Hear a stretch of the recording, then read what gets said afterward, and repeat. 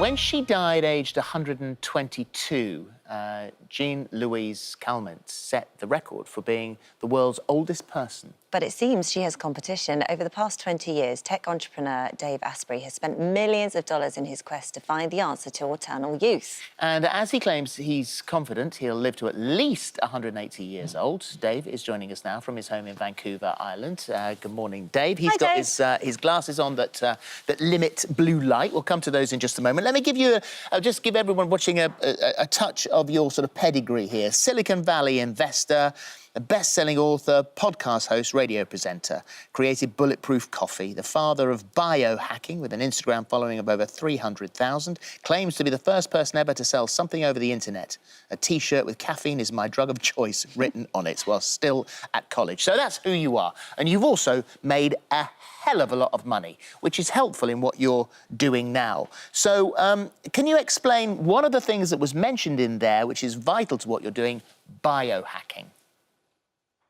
Biohacking is a new field that I created about 10 years ago, and it's the art and science of changing the environment around you and inside of you so you have control of your own biology. For a lot of people, that means more energy. For me, it means living a long time. It might mean more muscles, less fat, whatever you want, but we just all want more energy. And so why do you want to live to 180? What gives you joy in that? I'm curious. I think there's a lot of fun things that we can work on to fix and improve in the world right now, and I don't feel like I'm anywhere near done yet. Okay, so how are you doing it then? What active measures have you put in place in your life? I have probably had more stem cells than any other person on the planet right now, where I've had my own stem cells taken out and reintroduced into my body. And I set myself up to have much less inflammation than most people do just by controlling what I eat, how I sleep, and using a lot of other anti-aging treatments. Well, the stem cells, that's about $120,000 each time you do it, I think, isn't it? So that doesn't come cheap. Yeah. And what does that do? I mean, what's the benefit of having these stem cells injected into you? When we're young, we have a ton of stem cells and we heal like young people. And as we age, our stem cells get exhausted. So I do things like intermittent fasting that gives me more stem cells. And then I take my own stem cells and move them around inside the body so that I heal and I have energy like a young person. Okay, so that's the expensive stem cell stuff. What about cryotherapy, things like that? We've had Wim Hof on here a number of times saying that, you know, being cold, a cold shower or a cold swim in a lake, that can reinvigorate you, revitalize you, change the way your body fights disease. So what about that? I have a liquid nitrogen-powered cryotherapy chamber downstairs and at one of my companies. And I do the cold shower thing I have for more than 10 years. And it makes a huge difference in the way your body can make energy. And the more energy you have, the younger you can be. So you are confident that you will make it to 2153. And so at least, what will life be like? What will your quality of life be like by then? Because my problem with it is I wouldn't want to live to 180 unless everyone lived with me, because I wouldn't want to get to 180 and watch my children pass away, and I couldn't cope with that. It's not the natural order of life. I don't think I'll be the only one doing that. The things that I'm working to pioneer are now expensive, and some of them are free, like fasting. But what's going to happen is that this is going to become something like cell phones. Everyone has cell phones. Everyone will have anti-aging.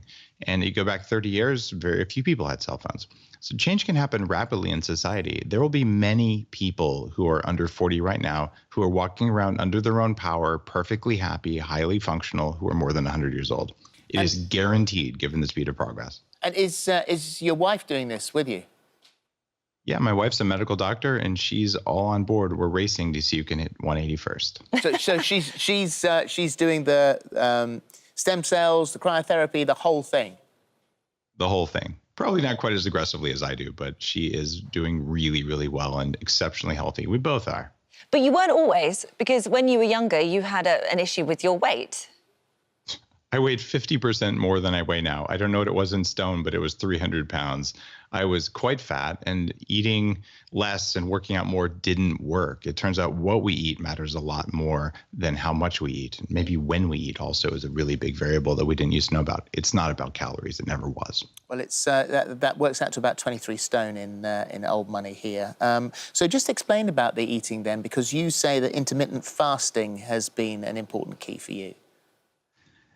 My new book, Fast This Way, talks about fasting. I've helped people lose more than 1 million pounds over the last 10 years with intermittent fasting. And what it turns out is if you can have an earlier dinner and wait a little while to have breakfast, you might actually go 14 or even 16 hours without eating and be asleep for a lot of it.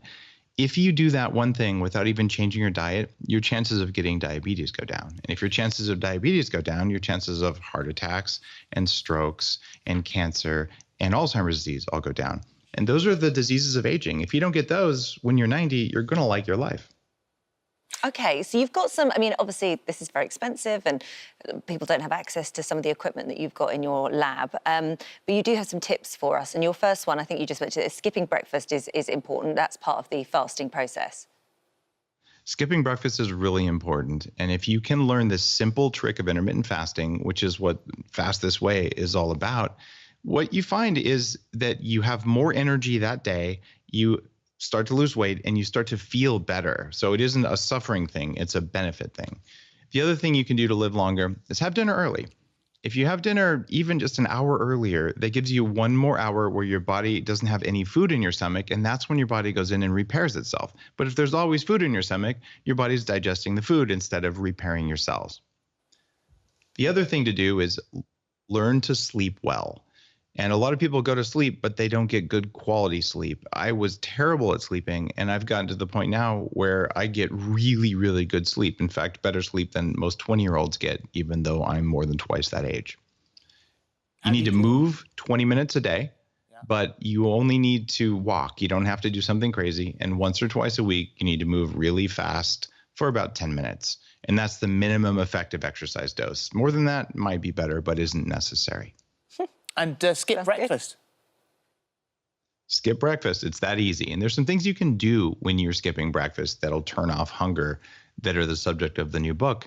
But honestly, if you just skip breakfast, have some black tea without the milk in it, have some black coffee, you'll probably be fine. And even if you only make it till 10 or 11 in the morning, that extra few hours lets your body go in and make itself young again. It's free.